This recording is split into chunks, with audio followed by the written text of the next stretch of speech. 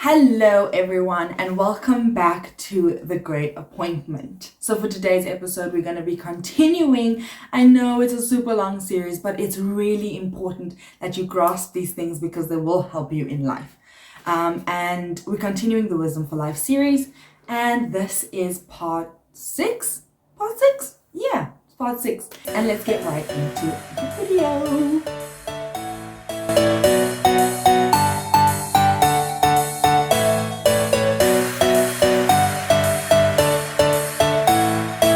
Because bribes aren't only money, okay? You can be bribed. Are there other ways to bribe people?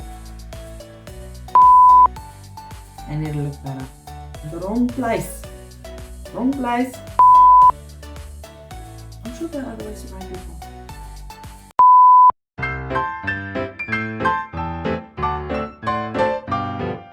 Okay, so we're going to be reading the book of Ecclesiastes, obviously, chapter 7, obviously, and we're continuing verse 7 and verse 8. Alrighty, so verse 7 says, extortion turns wise people into fools, and bribes corrupt the heart. Let's first get to that big word, extortion. Now that's quite a big word, okay?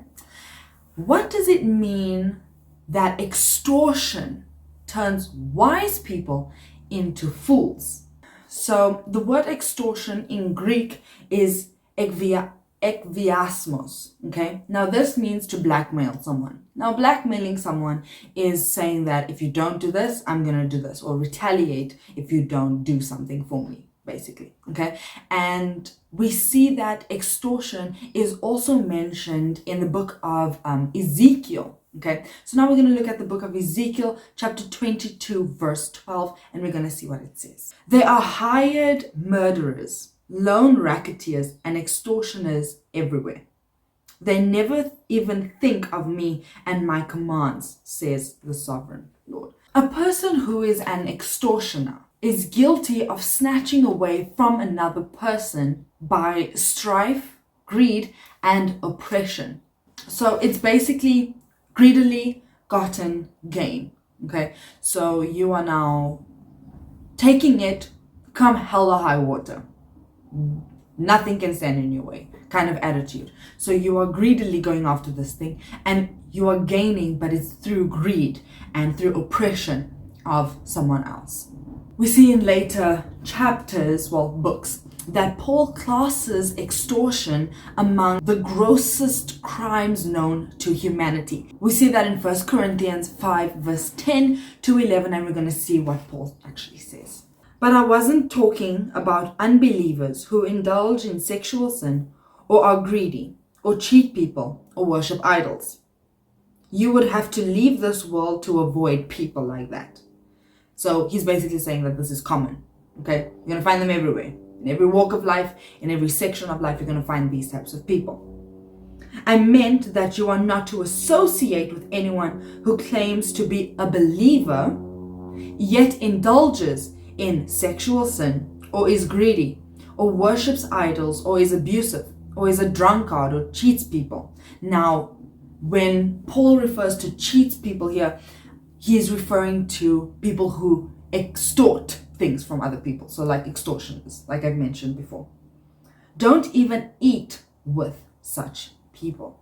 So this is basically, Paul is condemning the sin of spiritual pride. And this, if you want the full picture of what Paul is trying to say here, I encourage you to go and read 1 Corinthians chapter 5 to see the whole thing. But the crux of the matter of what he's saying here is that don't associate with these types of people.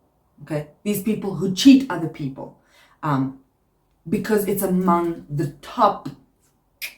Do not stay away from these types of things. Don't do it yourself kind of list. So we also see that this kind of thinking, these kinds of crimes, as Paul has now said, is so severe that the gates of heaven gets blocked in front, like gets closed in front, like the door of heaven is shut in front of this person. And why I can say that is because you see that in 1 Corinthians 6 verse 10, which is in the later chapter of the same book.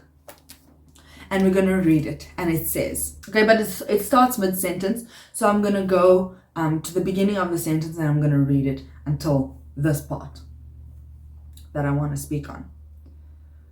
Those who indulge in sexual sin, or worship idols, or commit adultery, or are male prostitutes, or practice homosexuality, or are thieves, or greedy people, or drunkards, or are abusive or cheat people, extortioners, none of these will inherit the kingdom of God. So you see that the kingdom of heaven is shut to this person who extorts and cheats people. So extortion not only shuts the gates of heaven towards you, okay, but it turns you, if you're a wise person is someone who knows the right thing and does the right thing.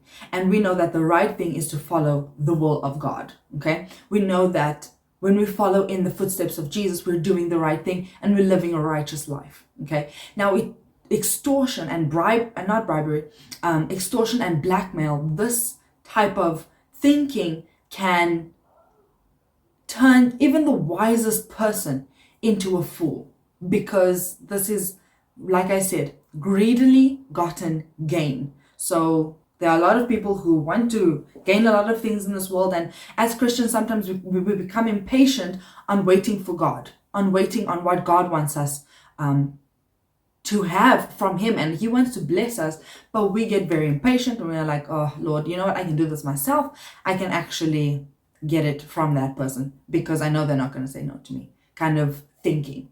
And this can turn even the wisest person into a fool, because now you're taking things into your own hands and you're not leaving it to God. And then the second part of this verse says, and bribes corrupt the heart. To corrupt something means to ruin or spoil. So bribery spoils the heart. And we know that the heart is it's very important, okay? Because there are many scriptures that refer to, out of the heart flow the issues of life.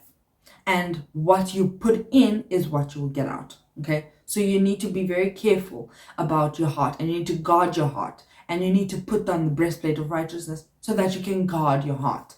It's very important because out of the heart flows the issues of life. Now we're going to be doing, it's running over time, but we're going to be doing the next verse, which shouldn't take long, okay? Because it's pretty self-explanatory, and that is verse 8. And it says, finishing is better than starting. Patience is better than pride. Now, why would Solomon put those two sentences together? Right? Because finishing is better than starting.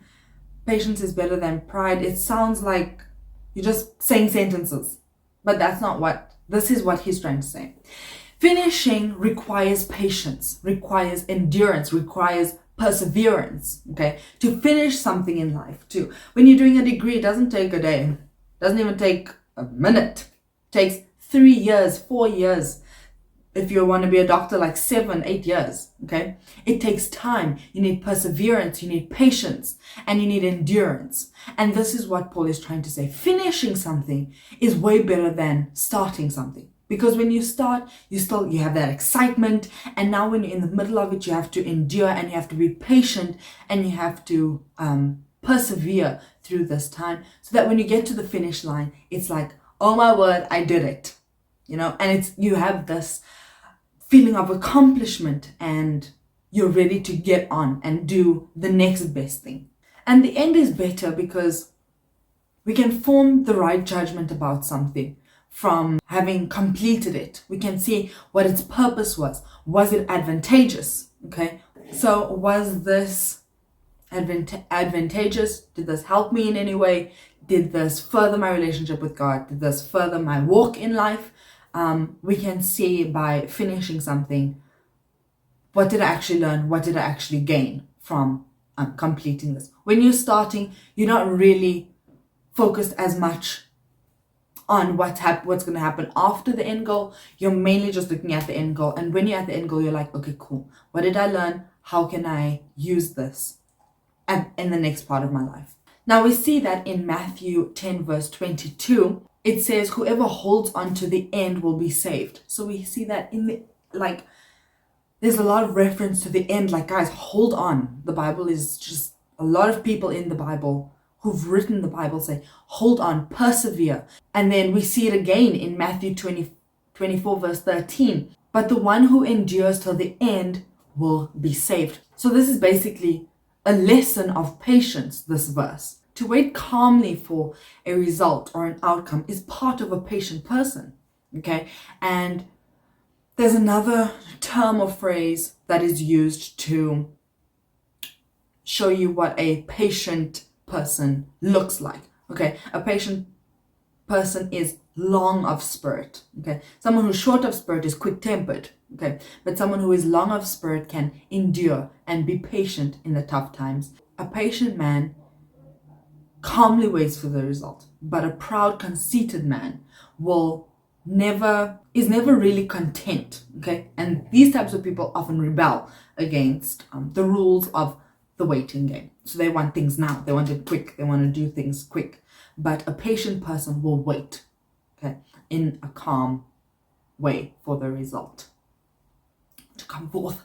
So now we see that how patience can be an asset, okay? And we see that in Luke chapter 21 verse 19. And it's very short, but it says, by standing firm, you will win your souls. So what it's basically saying here is, by standing firm, by being patient, and by enduring with a person and their journey, you'll be able to win souls for God and for the kingdom of heaven. So it's very important to be patient. So practice patience today. Ask God to help you practice patience today, okay? And be ready for those lessons, okay? Because sometimes they happen immediately. Sometimes you forget about that prayer and shock. Your whole week seems ruined, but it's not. It's just God answering your prayer and helping you to practice patience, okay? And then I'm going to end off with an old Chinese proverb that I saw on Google. Thanks, Google. And it says that patience is a bitter plant, but its fruit is sweet. Okay, so patience is, like nobody likes to wait. Okay, but the fruit from that waiting, the rewards from waiting, is very sweet. Okay, so remember to not be turned into a fool by blackmail. Okay, don't be tricked into bribes, okay, because it will soil your heart, it will hurt your heart, and it will turn you into a fool. And we don't want that. We don't want someone who knows the right thing but does the wrong thing, okay? And remember to be patient and to practice patience, and remember that finishing is better than starting. And I hope you enjoy the week ahead, and next week also. Next week won't be as long as this one. Thanks. Bye.